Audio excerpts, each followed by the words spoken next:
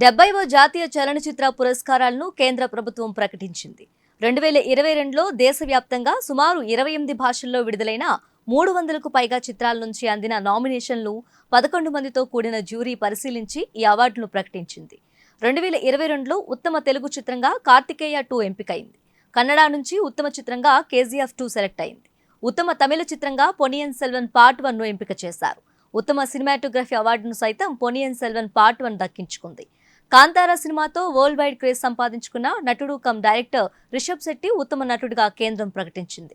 ఇక ఉత్తమ హీరోయిన్లుగా నిత్యా మీనన్, మానసి పరేఖ్ ఎంపికయ్యారు. కార్తికేయ 2 సినిమా ఉత్తమ సినిమాగా జాతీయ అవార్డును గెలుచుకుంది.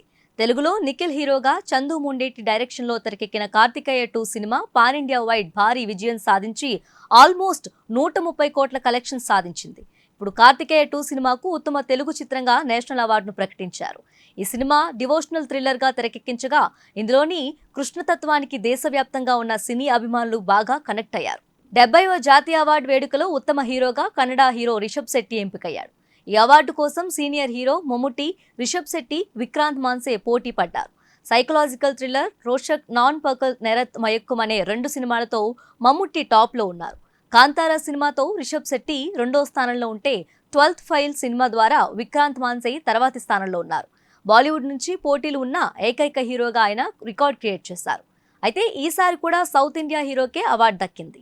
69వ జాతీయ చలనచిత్ర అవార్డ్స్ లో అల్లు అర్జున్ ఉత్తమ హీరోగా అవార్డు అందుకోగా 70వ జాతీయ చలనచిత్ర పురస్కారాల్లో భాగంగా కేంద్రం రిషబ్ శెట్టిని అవార్డుకు ఎంపిక చేసింది.